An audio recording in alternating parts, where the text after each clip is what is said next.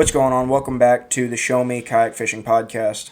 This week we had on Joshua Boothe from MOYAK Fishing Series. They've got a whole bunch of different series that they host all over the state.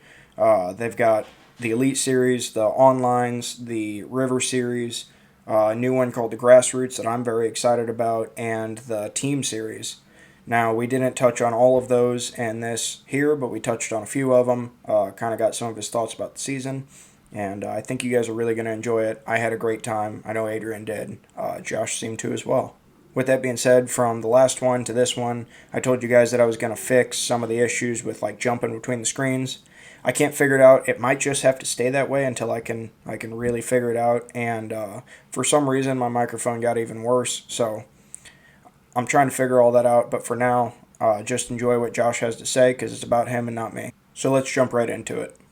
All right, welcome back, everybody. Today we've got on Josh Boothe, the tournament director of MOYAK, and kind of doing the same thing as last time. We're wanting to just kind of highlight some of the stuff that's coming up in the season, some of the stuff that he might be excited about.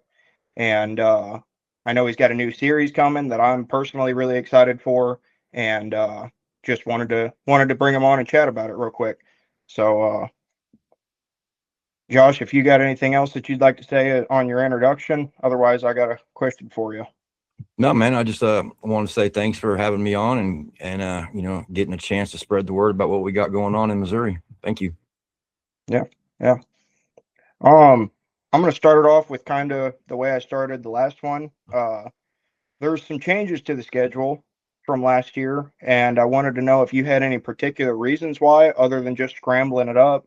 You got Mark Twain in the spring that I'm really excited about. You switched up the championship a little bit. I wanted to know if you had a reason for all that, or just I know Mark Twain is probably because they're doing good out there in the spring, but Yeah, as far as choosing the location and the dates for each event, I try to not make it the same thing every single year. That gets boring and you can get into a rut. I think it's more exciting if we kind of mix it up a little bit every year. You can only do so much. We've got 7 lakes to work with, but as far as like say Mark Twain goes, for example, we just started kind of adding that to the schedule, and I've been doing some research on it. And last year I saw that they had some pretty good tournaments there, in the early spring. So that could be a better time to be on that lake. And so I'm always looking at those factors as well too. Boat traffic is a consideration. What's the bite going to be like at that time of the year? What's the weather going to be like at that time of the year? For example, Stockton Lake, really don't want to be on Stockton in the springtime because when it starts blowing the wind, that lake gets really crazy. So it's not a very good springtime lake. Same as Bull Shoals. Bull Shoals floods every spring. So that's kind of hard to schedule it when it's 30 foot out of its banks every spring. So there's a lot of different factors, but I try to keep it mixed up so it doesn't just become boring. Just want to keep it a little different every year. absolutely, absolutely. And I wanted to, I guess, go ahead and jump into the grassroots series real quick. I know a lot of them you're picking out some of the smaller lakes that we've got around the state, which I think is great because I think that they could stand to be highlighted a bit more. Um, you've also got like Palm de Terre and Stockton on that schedule. I was wondering why is that? Isn't there some other like pretty good small lakes in that area, or you just want to keep them mixed in as well? What I ran into as I started building the schedule for the grassroots series, my intention was to have it on all small bodies of water, but that's easier said than done when you really start looking into it, because you do have to have certain types of facilities. There's got to be enough room for, I set the standard this year for 30 people, so it's got to be at least big enough to where 30 people can be out there and fish on it. And when you start looking at places, if you don't go a Roadrunner style, there's really not a lot of options out there that has decent fishing. I mean, there are a lot of lakes in Missouri, but that doesn't mean the fishing's any good in them. So I was really trying not to go to a place that sucked. But like I said, when I thought it was going to be easy. I thought this was going to be the grassroots series schedule was going to be the easiest schedule I've ever made in my life. And it was actually extremely difficult. Hmm.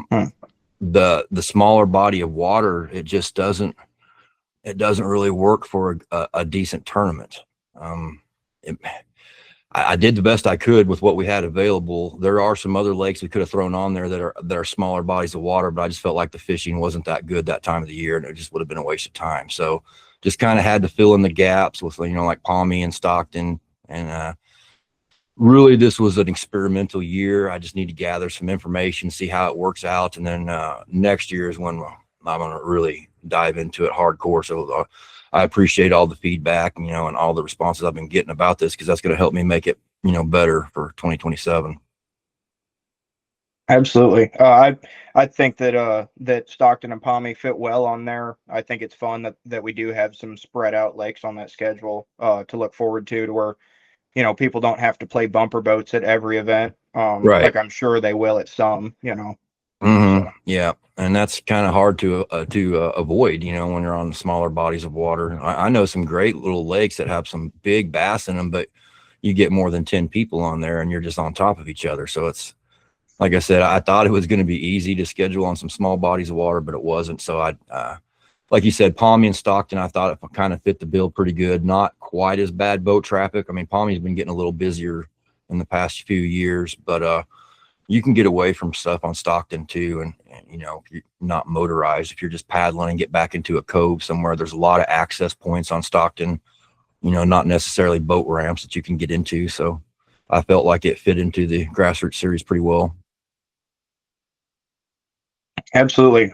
One other is there. I probably just missed it, but is that going to also have like a Angler of the Year contest in that the grassroots series? Yes, it is. We are going to do an Angler of the Year race on that. Just like the other series, I believe there's 2 drops. Could be 1 drop. Don't quote me on that. I think it's 2 drops of your lowest scores. And the top 10 in the final Angler of the Year standings are going to qualify to fish in the Missouri Championship on Lake of the Ozarks in October.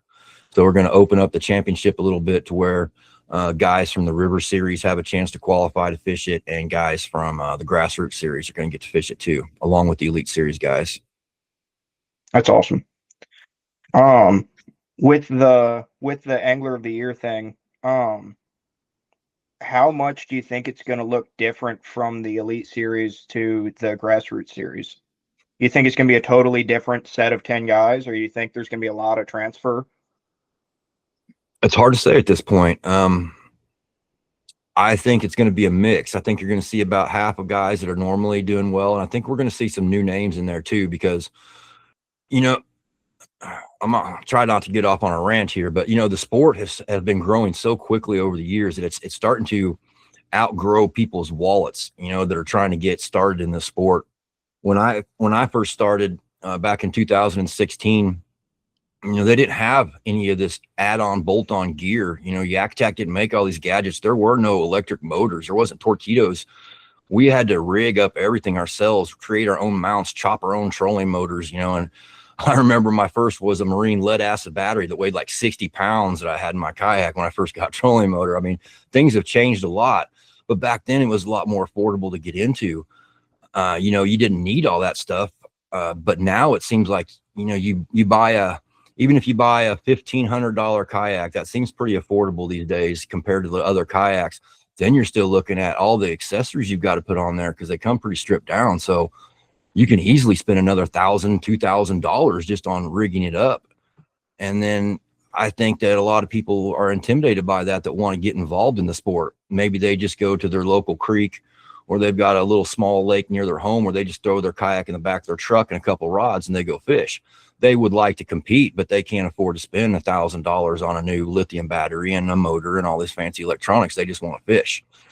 So that's what really got me in the direction. I've been thinking about this series for a long time. Actually, I've always felt like there should be a distinction in tournaments between motorized kayaks and paddle kayaks, because they're on 2 different levels to me, in my opinion. Just the sport wasn't really there before. You couldn't split everybody up that way. You have like 20 people in one tournament and 20 in another, and you need 40 in one, so, but the numbers have grown. And like I said, I feel like there's a market of people that are just sitting by watching this sport that are either intimidated about getting started in it, or they just simply can't afford to get started in it and think they can run with these big kayaks. And so the Grassroots Series, I'm hoping, is going to solve that. It's going to get people involved that may not be wanting to fish the Elite Series or feel like they could be competitive in the Elite Series. And then I think it's just going to open up the door, get them in the sport, and then they're going to, just like we all do, it's upgrade time. And, you always want to get more and more, but you got to have an entry point. And I feel like we're starting to lose our focus on where that entry point is in the big series, and across the country, it's that way. I mean, the forward facing sonar debate is just one of them. It's all this tech. Absolutely. That knocked out like three different questions I had written down here. So yeah, I was kind of wondering what sparked the idea. I said in private to a lot of my buddies about how I was looking forward to eventually somebody making a series like this, and I agreed with you that I didn't think that it would have been possible on a state scale. I figured it would have had to been a national scale thing, but it's hard to get people to want to do that with paddle rig. So I'm personally pretty excited about it. But I am too. uh, I think it's going to work out really well, and I think it's going to lead to some really great things for next year, and I can really open it up even more. Because it'd be nice if there wasn't a 30 angler limit. I do like the idea of being on smaller water, but then again, we don't want to just limit it to a few guys. That kind of takes away from the fun too. I can see this actually blowing up into a really big series. It could, have 40, 50 guys at each event, if we can get a good schedule put together.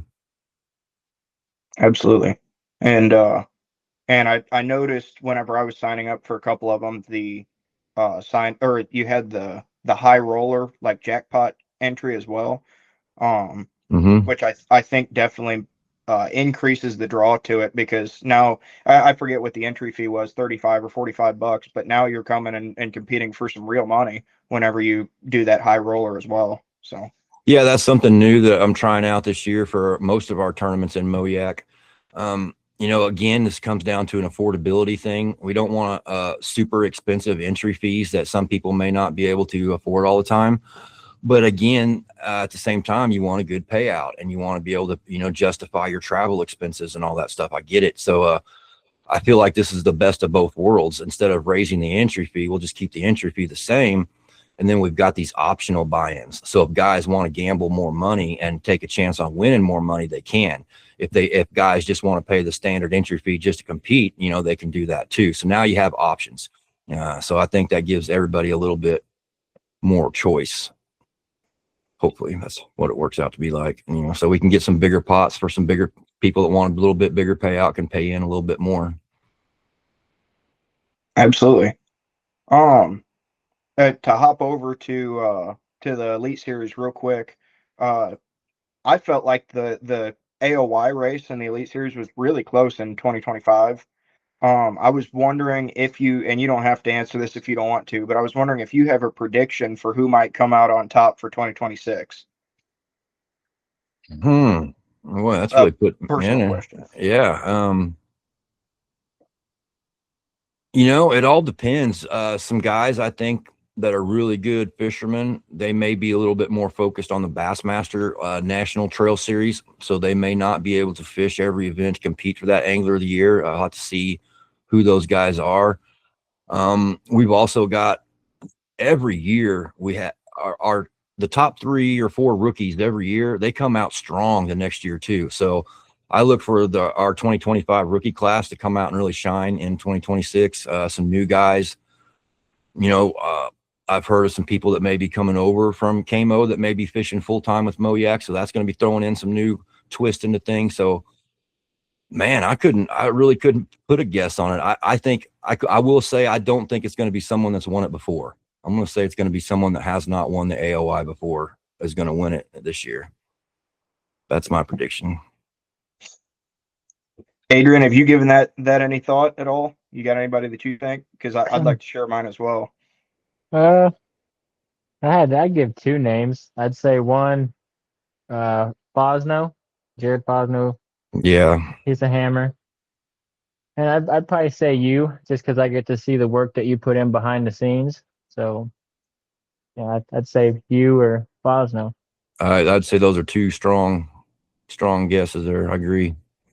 Well, I appreciate it. That wasn't a I wasn't mining for that compliment, but thank you. I my prediction would be Micah, and I didn't even consider the Bassmaster deal because I don't know where his head's at on that. I was reading some of the posts today and saw he was heading down there for the Florida event. It sounds like, but I think the way last year went, I don't know what happened if he got in his head a couple times or whatever, but he seems to just really be taken off to another level that I don't know if he was at before or if he was. I Mm-hmm. just didn't see it, but I think he's getting scary good. And if I had to put $100 on it right now, I'd say him. So but Can't Jared, argue with it. is it? Yeah, I can't argue with that either. Jared and Mike are both strong contenders for sure. Yeah, But either one, if they win it, then I'm still right because they haven't won it before. So yeah, I'm yep, covered. I'm covered if it's either one. yeah. Do you plan on fishing any this year? Any Elite Series? I know you kind of have a lot of administrative work behind the scenes. I don't know if Yeah. that's something that's in the cards or not.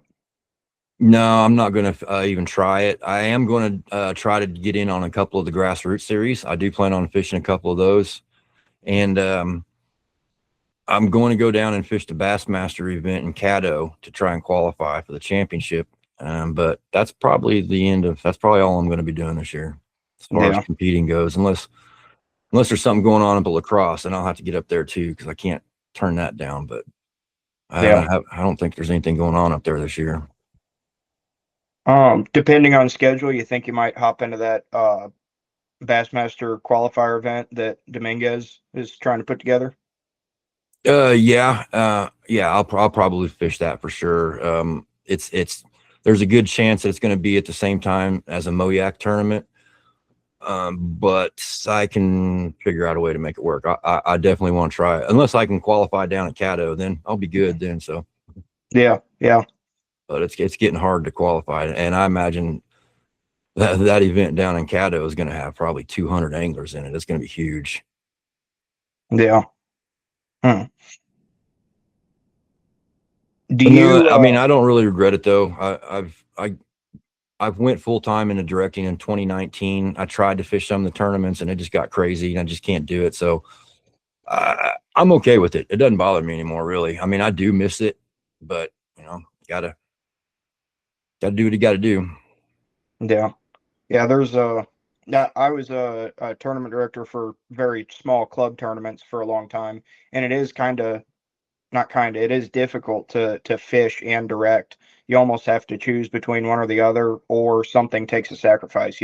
Whether it's a few hours on the back end of your fishing day, or maybe missed judgments or whatever. So it's Yeah, it's right. definitely difficult. It is difficult. And then you've also got the factor of, you want to be an impartial judge and be a fair, unobjective leader, so to speak. And so I honestly, I just don't really feel like it's right if a tournament director is competing in a tournament. I think that if you want that role and you want that leadership role, you shouldn't be competing because there may not be a conflict of interest, but somebody may think there is, and it could cause drama in some way or form. So it's just best not to do that. And that's just my opinion on it. Yeah, yeah, definitely. That I by the end of me doing it, I was paying a college kid a couple of dollars to do the judging, which worked out well. But as far as Even my if end you're of not things goes, judging, you still got people that may say, "Oh, well, you scheduled this on this yeah, location because that's your favorite place to fish, and you know how to yeah, beat everybody there." And then there's always something. yeah, And so I learned back then, it's just easy. It's just to nip it in the bud and just I won't compete no more. And the anglers of MOYAK, you're welcome.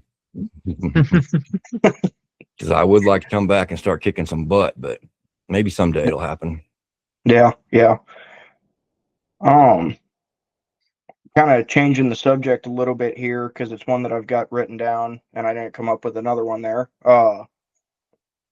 You've got the team series, you've got the elite series. They're kind of hand in hand right now.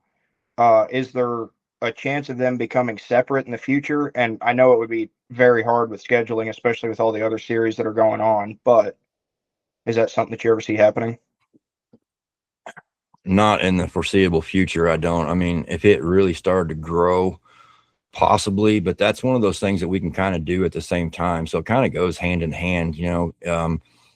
maybe some guys like fishing with their buddy and they like fishing the team side of things more than the individual side of things. And right now it seems to be about an even mixture of both. There are a couple people who may prefer to fish team instead of individual, but for the most part, a lot of guys just look at that team thing as a bonus side pot. You know, you're going to the tournament, here's a little side pot that you and your buddy can get into together. So they kind of go hand in hand. So they're probably going to stay together, probably be at the same time for good. Yeah. Plus, I mean, there is only so many weekends in a month too. You know, you're yeah. right. Scheduling gets really difficult when you got multiple series going on and you're trying not to conflict with anything else, especially nationally. Yeah. The only way, because I was thinking about this myself last night, the only way that I could see that happening is if you did the team series on Sundays on the same lake after the event. But that's getting to be a lot for the weekend guy, you know.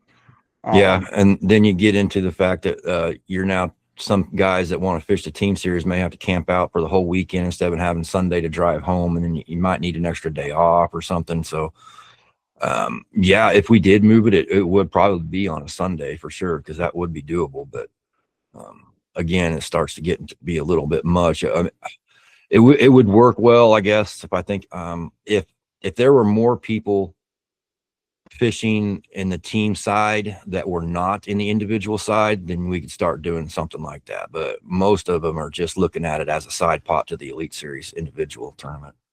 If that makes sense. Yeah. That was going to be my other question on that is there anybody who only fishes the team series and skips out on the Elite Series?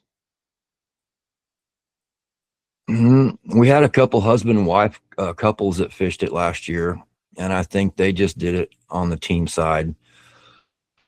I really can't think of any individual person, really. I think everybody fishes both.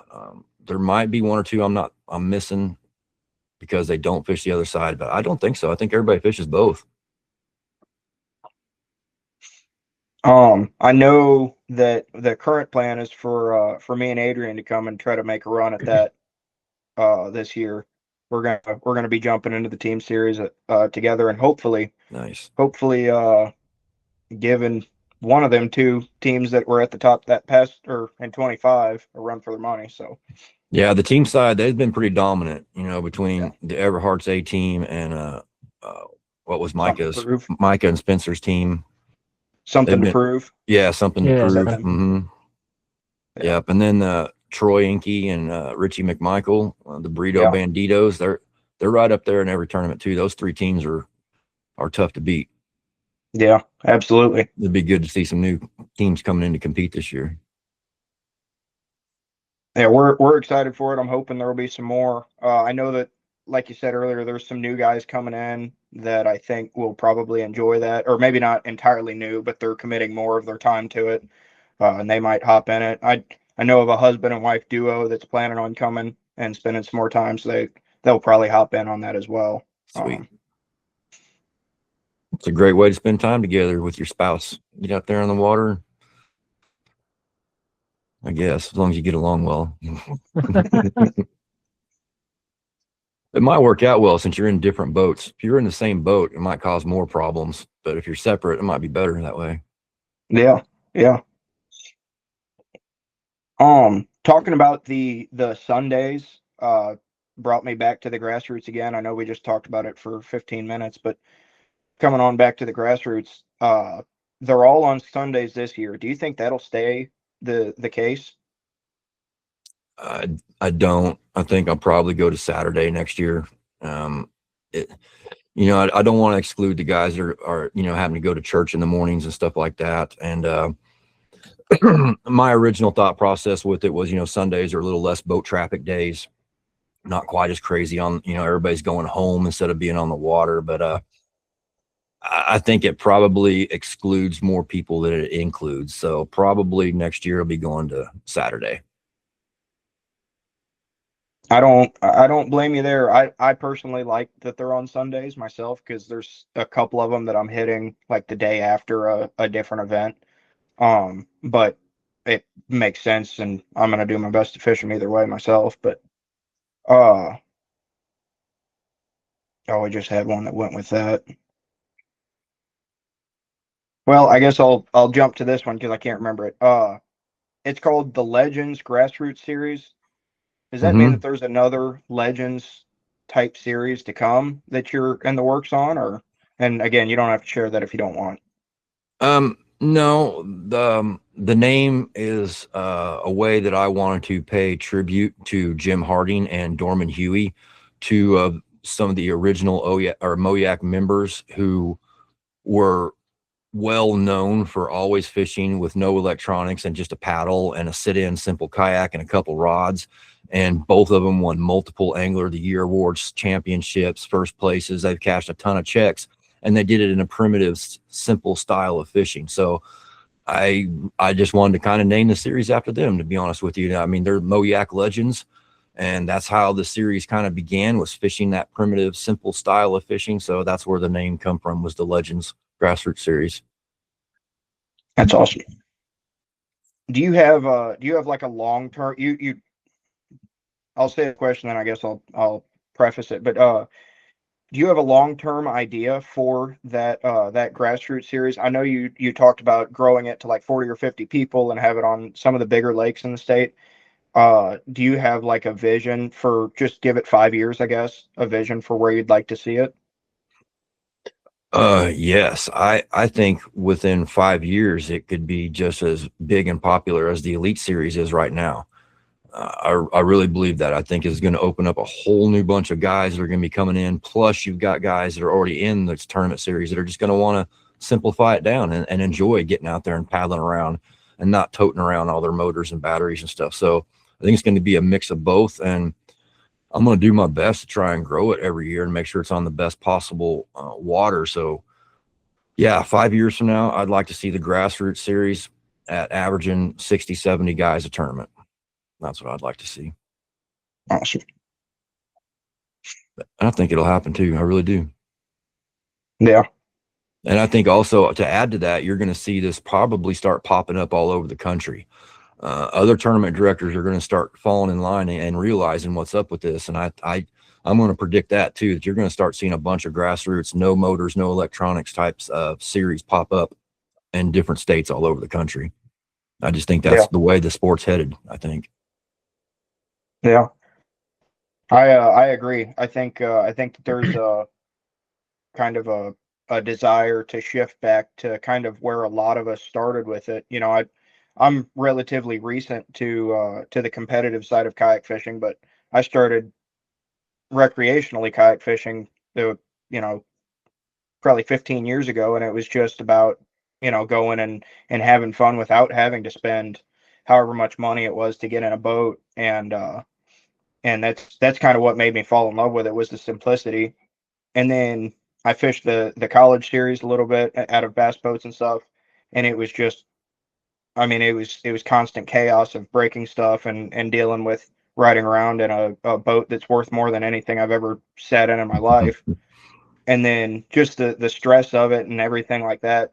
Once I got back into a kayak and fished my first kayak tournament, it was like, man, it's so much better. Why was I even messing around with the other stuff? Because it's just so stressful. And so to me, I'm a big fan of that. The idea of moving to something that's maybe a little bit more simple. So Yeah, I agree completely with that. 'Cause I mean, like for me personally, and I think other people as well, when I first started out, I'd fished in some bass boat tournaments before and competed with my father and stuff like that. And when I first found out that there was kayak bass tournaments, I was like, are you kidding me? I can just take my kayak and my rod and just go compete in a tournament. I don't need all this expensive equipment. I don't need a boat, I don't need a fancy truck and everything. And it was great. I'm like, oh man, I'm all in.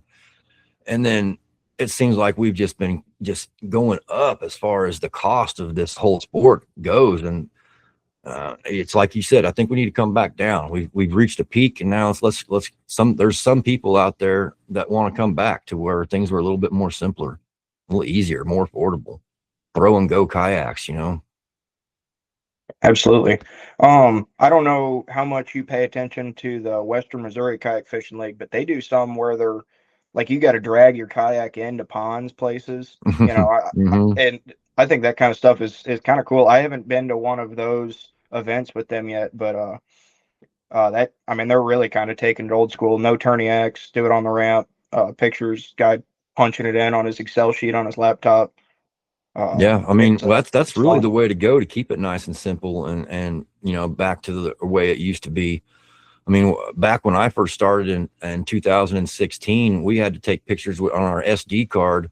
Then we'd get in line at the check-in at the awards, and we had to wait in line to hand the judge our SD card. He would put it in his laptop, look at all of our photos, write our scores down on a piece of paper, then hand our SD card back to us. It made awards it took a long time to judge some fish, but when you've got 10, 15, 20 people, it's not really that bad of a deal. But when you start getting 30, 40, 50 people, it changes things. The way you can do things like that. I love the way Western Missouri is doing that's nice and simple, small bodies of water. They get to fish in some areas that, we can't go because of the participation number. So yeah, I'm all for that kind of stuff. I love seeing that stuff pop up. It just gives everybody, in Missouri more options. Some guys may not want to fish in a big tournament against a whole bunch of people. They like the lower key, just the camaraderie and stuff too. So there's a lot of factors involved. Yeah, yeah. You said you got your start in 2016. Yes, I fished my first kayak tournament in April of 2016 on Table Rock Lake, and I was in a 12-foot sit-in Old Town Vapor, and I thought I was really cool because I was in a 12-footer and not a 10-footer, and I won big bass in that tournament too. And so I've just been addicted ever since. I haven't missed a single MOYAK tournament since April of 2016. I've been at every single event since then. So that's the one that you got your start with was MOYAK. Yes. And then once I got addicted to it, I immediately wanted to start fishing the national stuff. So I started fishing KBF. Back then, that was all there was as far as the national tournaments go, was fishing the KBF trails. And the way they did their national events back then was they had, like, say, if there was going to be an event on Table Rock, a KBF tournament on Table Rock, the MOYAK tournament director would run that event. If there was going to be a KBF event at La Crosse, the Minnesota tournament director would be running that event. So he was using local tournament directors as the on-site director for each tournament. So when I was traveling around fishing all these different events, I was being introduced to a new tournament director at every event. So I learned a lot those first couple of years I started fishing about how I would see how this director does things. I'm like, wow, that's really cool. I like how he does that. And then I'd go to another city and this tournament director would do something. I'm like, that's stupid. Why is this guy doing that? And so that's kind of how I learned a little bit about, to give me the experience to start being a decent director, was I got to kind of soak in a little bit of all these different directors and take a little bit of what I thought was good from them and put it all together. And it's kind of how I got started from that. Yeah. When did you become the director? Did you say 2019 was? 2019, I took control by myself full time then in 2019. What kind of series did they have at the time? Was it just the what now is called the Elite Series, but just the main series at the time, or did they have the onlines as well? Before I took over, no, there was Yeah. no onlines. I brought all that in. The MOYAK was going to disappear, really. The board of directors had a big falling out, there was a bunch of drama and stuff. And the owner, he decided that he just had too much going on with life and didn't want to mess with it anymore. So I told him, I was like, dude, I can do this. I said, I think I can make this work. I've got some good ideas that I've learned from fishing the KBF stuff. And so he was like, okay, it's yours, take it. So I took over then. Just one of the first lessons I learned was sometimes the board of directors can be a real pain in the butt because everybody's got their own opinion on how things should run. And then you spend all your time just arguing instead of getting things done. So I do have some people that advise me and help me out that have been instrumental in helping me make MOYAK what it is, no doubt about it. But I pretty much just do it all by myself as far as the decision making goes. I do try to listen and take in as much feedback from everybody as possible, but yeah, the board of directors caused a big breakup back then. So I don't want to see that happen again. I gotcha.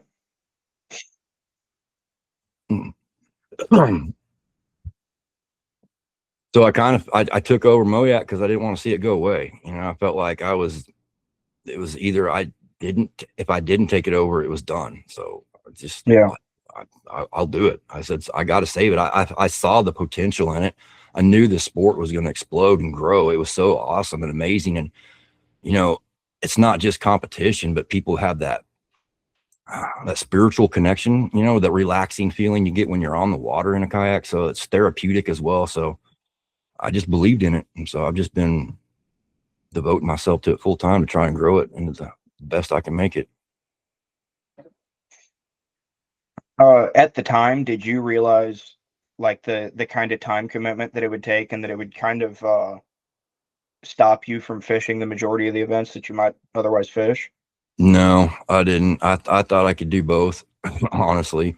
Yeah. And it took me about a year, and I figured out that no, I can't. And then also we kept growing, and then COVID hit in 2020, and we had over 230 members in 2020, and our numbers, we were averaging almost, I don't know, 80, 90 guys a tournament. It was insane how we just grew so fast. And so just the administrative part of things just kept me completely busy. And so I tried to look for other series in the area to try to fish if I want to, you know, get to maybe go over in Kansas and fish a tournament over there on Big Hill or the Pits or something. But it's been a full-time job. It really has. I mean, I just come in my office every day and get to work.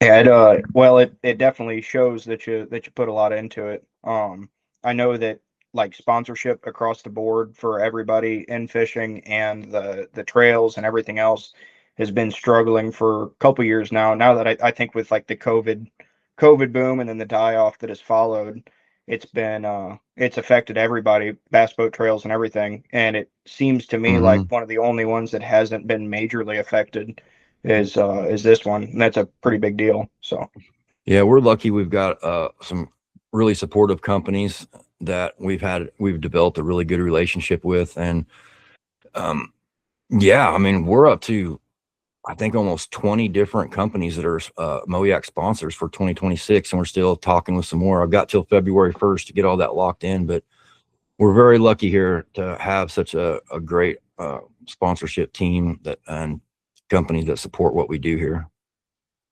yeah.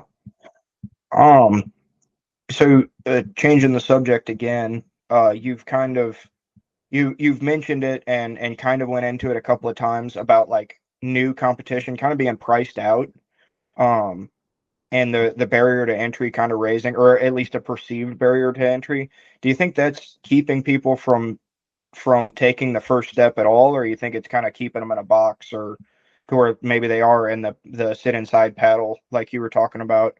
Um, what's your thoughts on if it's like it? I guess, is it keeping them from taking a step at all, or do you think it's keeping them confined to a beginner step?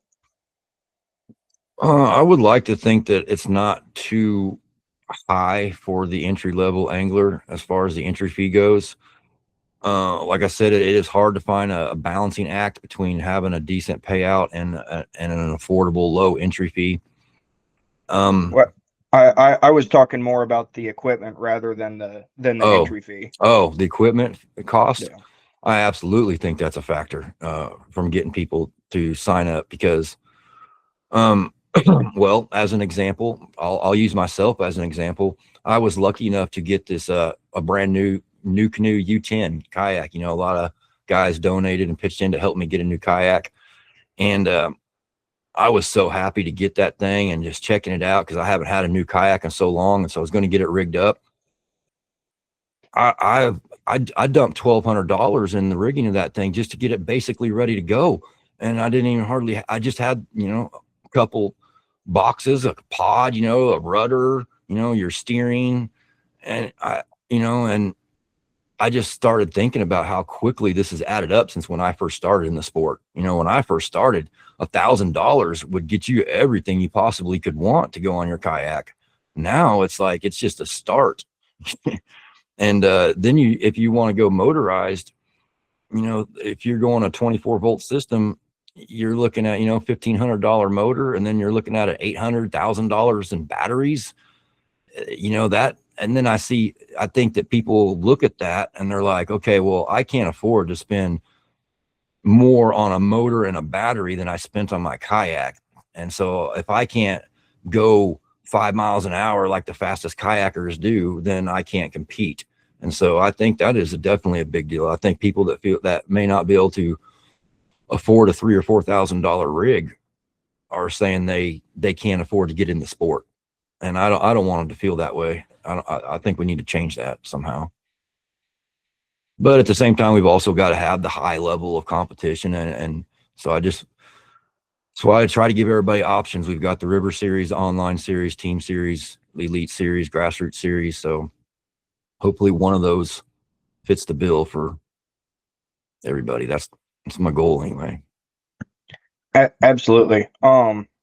I think that there's a perception that you have to have the motor, and you have, especially with the recent live scope debate or the forward facing sonar debate.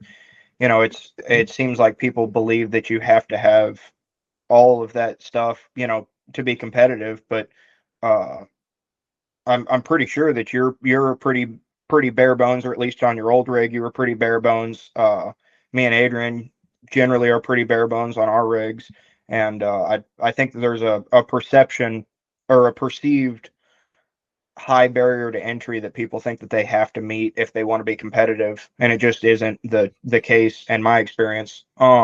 Not to expose the way Micah fishes, but he says it a lot. He rarely goes deeper than 6 or 8 feet. He doesn't live scope them, and Mm-hmm. he's, in my opinion, one of the better anglers that we have in Missouri, and he does it pretty. He could do it pretty bare bones. I think he has a motor on his kayak, but the way he fishes, he could probably do it with a push pole. So. Yeah, I mean, you definitely do not need that stuff. Does it help in certain situations? Yeah, I mean, it can be a helpful advantage, like maybe if it's really windy, or if you're wanting to make a long run from where you launch. I mean, yes, that can help you, but it doesn't. It's not necessary. I was a paddle only guy until I blew out the tendons in my elbow. I had no choice but to get a trolling motor because I couldn't paddle anymore. But as far as electronic fish finders go, me personally, I'm kind of like Micah. I stay shallow. I'm basically just looking at my depth on my fish finder. If I think the fish are holding in 4 to 6 foot of water, I'm just going to be looking at my fish finder trying to keep me in 4 to 6 foot of water. That's about all I use it for. Don't need it for nothing else. Water temperature is nice to know, of course, but none of that fancy. I don't use any of that other. I don't even use side scan or nothing. I just use my basic 2D sonar. And then we've had Angler of the Years that have won in MOYAK that have had no motors and no electronics in the past too. So, I mean, you can win a big tournament without it. I mean, if you find a good spot that you don't have to travel a long ways and you're dialed in, and you don't need any of that stuff to be competitive. But I mean, that's what you said. It's the new, everybody's starting to think that, and I think it's hurting our numbers because people feel like they can't compete unless they do have it. And it's just not true. Absolutely. That's why I brought it up, mostly to be able to share my opinion that you don't. I fished all of the 2024 season in a paddle rig, and about halfway through, I got a Garmin Striker 4 to put on there, and which, like you said, pretty much just told me depth, and that was it. In water temp, but yeah, it certainly isn't a necessity. I don't think Adrian really uses his electronics at all. So. No, there's quite a few tournaments. I didn't even bring the graph out last year. So. So yeah, I mean, that's a fun way to fish like that too. Absolutely. And people I hope people understand that you can do that. You can be competitive. You can go out and have a good time without having to spend a bunch of money on equipment. Yeah. Yeah. It's something that somebody told me a long time ago is the nice equipment isn't going to make you better. It just might make the experience more enjoyable, or it might allow you to grow, but it's not going to make you better at all. Mm-hmm. So, It's and just another tool. It's just yeah. tools. Yep. Yep. Um, and do you have a 5 year, not plan, but an idea of what MOYAK might look like in 5 years? You think you're breaking 100 at every tournament? Do you think you've got great big sponsors to where your payouts are, $1,500, $2,000 for every event? Well, if I'm doing my job, yeah. If I can get it up there, that's the plan for sure. I would like to see entry fees come down, payouts go up, more product go out, membership costs go down. I would like to see no membership fees at all. That's my plan in 5 years, to where we've got all that covered by sponsors, so we don't need that money anymore. And we're getting there too. We are making progress toward that. So that's my goal in 5 years, to where there'll be no membership dues required for everybody to compete, and the payouts will be a lot larger with added money into each event. And I think too, I really want to see these hourly big bass pot payouts grow too. I think that's going to be something that can grow in the years to come, to where that just becomes the norm. Like every tournament's going to have hourly big bass payout. That way, anybody at any time has a chance of cashing the check and getting some money. Absolutely. I'm appreciative of those. I think I won 2 of those this year with MOYAK, and one at the Big Bass 250. So I'm a fan of them, because even whenever I'm doing kind of poor and not finding anything else, sometimes that 18-inch fish is good enough. So Yeah, and if we're paying out $100 an hour, which is the plan, that one 18-inch fish could just make your whole day. That just got your entry fee money back and your gas money back. Absolutely. With the Big Bass 250, depending on date, because I don't think that that's released yet. Are you going to be fishing that? Do you normally fish them? I don't know if I've seen you there, but I'm the judge for the Big Bass 250. Oh. So every year I'm behind the computer judging all the fish that everybody's submitting. So I probably won't be fishing it again. I've been trying to get him to give me a raffle ticket for being a judge, but it hasn't worked yet so far. But maybe I can get in on the raffle next year. That'd be nice. Yeah, that's a pretty big deal. We don't, obviously, second episode, we have no affiliation with Eco, but they do a lot for our sport. Yeah, for sure. On the MOYAK and the Big Bass 250 and everything. So really appreciative of those guys. Now, you may not know this, and this is kind of off topic. It's mostly just me being curious. Do you know, is that like a response to the Big Bass Bash that happens every year, or is that just like an independent thought thing that comes up for the Big Bass 250? The 250? No, Eco just really wanted to get more involved in the sport of kayak tournaments. Everhart's has got the All-American Classic in the spring, so they went to the fall and wanted to create their own really big special event to draw people from all over the nation to come to it. It may have had a little bit of inspiration in the Big Bass Bash, but it's pretty much its own little standalone thing that they came up with, and it's a really cool idea, great concept, and it's a really great tournament. I'm proud to be a part of it. Yeah, absolutely. I kind of forgot about the All-American, that you were the guy behind the scenes on that one a little bit. You and, is it Corey Sims, or not Corey Sims? Tyler Cole. Tyler Cole, yeah. That's coming up in May. Will that one always be like first weekend of May, you think? Yeah, we'll do it the first weekend of May every year. That's the agreement we have with the city of Clinton. So, we get that really nice Benson Civic Center facility for our awards. And so, yeah, I don't see that ever changing. It's probably going to always be the first weekend of May, because we got a schedule, around graduation and other things like that as well. So, yeah, May 1st and 2nd, it's always going to be right around there. Yeah. Last year was my first year fishing it, so I was wondering, has there been like a steady growth, or of course I'm sure it had a boom at some point, but is that something that you see just keep growing, keep getting bigger? It's been really steady. I think this is going to be our 5th or 6th year doing it, and we've been right around 180, 190, I think, every year. I'd really like to see us get over 200, and so we'll see how that goes this year. The thing is, it's a top 15 from each club, so you're kind of capping how many people can be in the event because there's only so many clubs. We're drawing pretty much every club from the surrounding 10 states in the Midwest, pretty much from the Rocky Mountains to the Mississippi River, from Minnesota to Texas. And it just seems we're kind of stuck at right around 180, 190. And I think that's just because that's just how many people there are. We need to get the word out, east of the Mississippi River, and we're working on that. Last year we had some guys come from Pennsylvania. This year I'm talking with a club down in Florida. I'll be doing a podcast with them next week on this. And so we're going to start, if we can get some of them East Coast clubs to start coming and traveling to fish it, then I can see it, definitely getting over 200, probably 250 to 300. If we can just break that barrier. I'm not really sure why the Mississippi River has always been a barrier. It was that way in the All-American Kayak Series as well, too. It's like we had guys that were just west of the Mississippi that wanted to fish and compete. So we'll see if the Classic can break over and get some of them clubs from Tennessee and Kentucky and Louisiana and Georgia to start coming. Then we'll see some really good growth. They just don't really know about it yet. And I'm not really a marketing mastermind by any means. So we're getting there.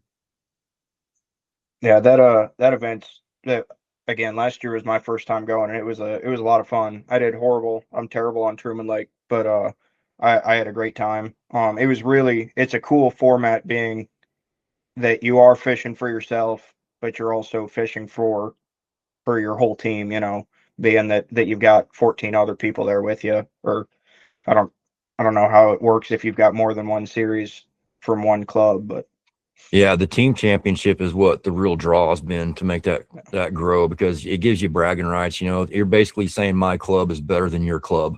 My friends are better than your friends. It gives you some trash talking rights and stuff. So I think a lot of guys probably enjoy the team club championship aspect of it more than the individual side of things. I think in this tournament, the individual payout is the side pot bonus, and everybody's really chasing that team championship. Absolutely. That's something that me and Adrian have been talking about a lot this year. We'll be competing with your club this year, but we've been talking about that a lot. How that's the driving thing for us is to see the team side of things more so. Of course, what did the winner take last year? $10,000. Yeah, spend $10,000 every year to the winner and pay out 20 places. And the winning team gets $4,000 to $5,000 on top of that as well, too. So pretty good payouts. That's nothing to complain about there. That's a new kayak with all the fixings. Mm-hmm. Mm-hmm.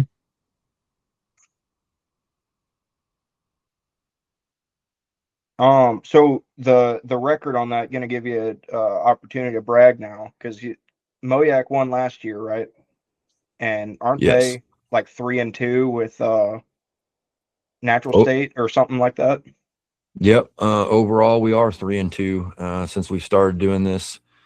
The very first year we did it, Iowa won the club championship, and then MOYAK won it the next year, I think, and then Arkansas won it, and then MOYAK won it, and then I think Arkansas won it, and then MOYAK won it. So we've been kind of going back and forth with Arkansas a little bit, and they're out for blood. Arkansas is out for blood this year. They're coming strong. They're bringing an army with them, and they want that trophy. So that's fun. Just being the little NSKA MOYAK rivalry has been fun. Yeah, and they've got some hammers down there. Mm-hmm. Yeah, and also I think we're going to be having a KBF maybe sending a team as well too. So we're going to have some of those guys coming as well this year. That could be a really good team. Mm-hmm. If Steve Owens is going to send a Bassmaster team? He has made it available to everybody, and they are invited. If anybody from Bassmaster that did finish in the top 15, they are definitely invited. I don't know of anybody that's not in a club that's coming for that, but it's definitely, yes, they're definitely invited. That would be awesome too, because I figure, I don't know everybody in the top 15 of last year's Bassmaster, but I'm pretty confident that there's multiple from that Tennessee, Alabama region, or if they aren't from there, they moved there. That'd be a good team. Yeah, good team and good opportunity to spread the word to those other states if they do. And we've extended that invite to the Kayak Adventure Series as well too. So those nice. Guys are all qualified to send a team if they choose as well. Yeah, Yeah, that'll be awesome. I'm sure Marty's done a lot to spread the word on that as well. Yep, Marty's going to be there. Yeah. Um, that's just about all I've got, I think. Adrian, do you have anything? I didn't have anything written down, but off the top of my head, let's see. Uh, okay. Out of all the tournaments on the schedule for the Elite Series this year, what tournament do you think is going to have the most inches for the winning limit, and why? Good question. Look at my calendar real quick. I'm going to say it's going to be a surprise. I think it's going to be, oh man, Truman in July could surprise some people. Mark Twain in April could put up a big bag. Lake of the Ozarks in March could put up a big bag. Yeah, I'm gonna go out on a limb, and I'm gonna say it's gonna be at Mark Twain. I can see it. They've had some big limits there in the boats during the spring, so We've never been there in looking the forward spring to that. before, so they haven't seen the fury of the MOYAK yet. So we're gonna go out there and see what they've got. I bet some guys will get some big bags there. I think so. I enjoy Absolutely. fishing there. If I was to make some kind of a prediction like that, I'd guess that the big fish will come from Lake of the Ozarks, the biggest of the year. Um, as far as the winning limit, I don't know. I think you might be right with Mark Twain. It could be something that people don't see coming.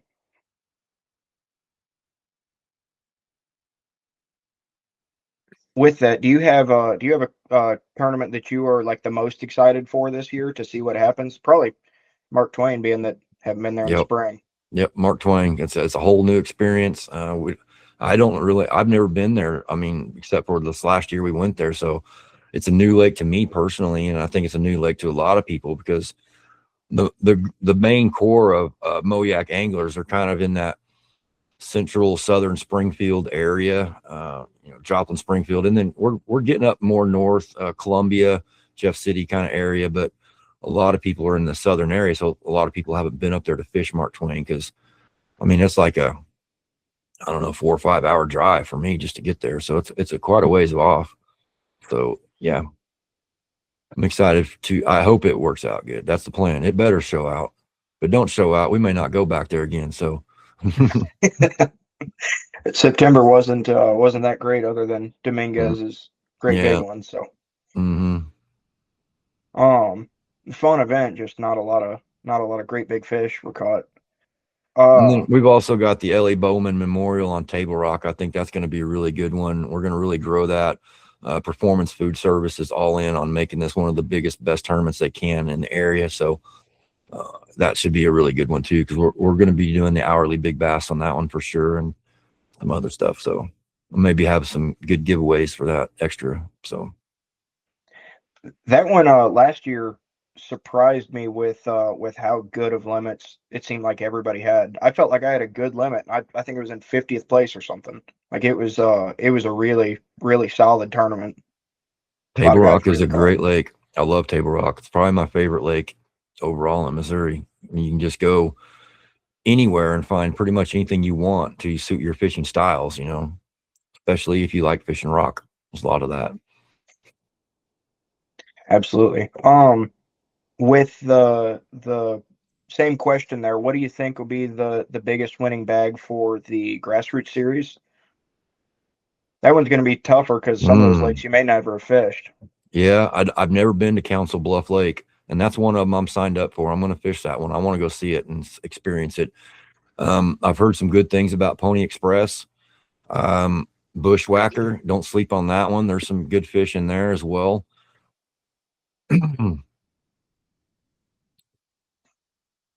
Oh, man, it's probably going to be one of the bigger lakes. So probably Palm de Terre. Probably Really? Palmy might produce the big one. Hmm. I Mine on that's going to be either Pony, because me and Adrian both are somewhat local to Pony, and it can show out and really, really produce some big bags.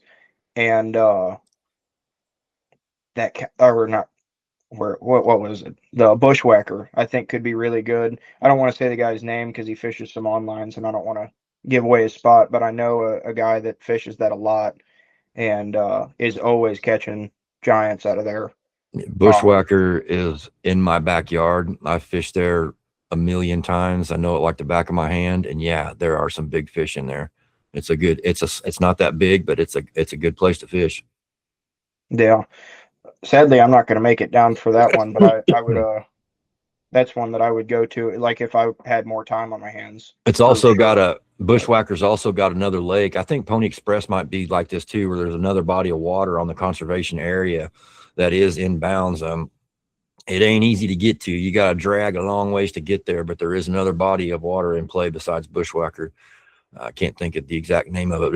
It's like in a same area, but there's no boat ramp and there's no road to it. You got to drag your kayak through a field for about half a mile to get there. So somebody may brave it and do it, but we'll see.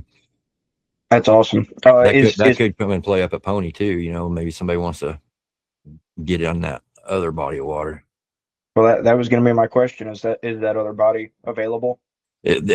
Those areas of Bushwhacker and Pony, they're that conservation area. So okay. any public water in that conservation area is going to be game. It's the simplest way I could figure out how to do it, instead of just limiting it to certain ones. If it's there, then you can fish it. If you can get to it and it's legal, you can fish it. There's a few little ponds at Pony where I don't know if they have a large number of large fish, but they've got some large fish. So that could definitely be a player if somebody felt like launching at 5 different lakes. You do a little pond hopping. Yeah. Just drag from one pond to the next. Yeah. Yeah. Strategy. Well, that's awesome. Yeah, I didn't realize that. That's exciting. I don't know if it'll change anything for me at all, other than hoping that some other people go to a different lake than me. But that again, that's what I've got. Adrian, you got anything else? No, I don't. Not off the top of my head. Need to get better at writing down questions for this thing, but so Josh, if you have anything else that you'd like to say. No, that's about it. I'm excited to see the season get started. We're going to lock in our sponsors by February 1st. Trophies are being ordered and starting to arrive. Went all out this year. We're going to be paying out. I got the big old Happy Gilmore checks for 1st through 5th place. So you finish in the top 5, you're going home with a trophy. Big bass as well. The championship belts I ordered for the AOIs are insane. The team series, it's unbelievable. I mean, I felt bad that some of the trophies I ordered last year turned out pretty crappy. And so that's always one of my biggest fears, is having great trophies. I really want to have cool trophies. So this year I just went all in, and I spent too much money actually, but the belts are really nice. And the AOI belt is just full of diamonds and gold. And it's insane how outrageous the AOI belts are. But yeah, excited to get the series started off. Happy to have Eco Fishing Shop back on board as our primary sponsor, and we're going to be ready to go in March. Awesome. I'm counting down the days. I think it's 60 from today for season kickoff. So yeah, I think it's like the first day of spring, or right after the first day of spring. So come on, spring.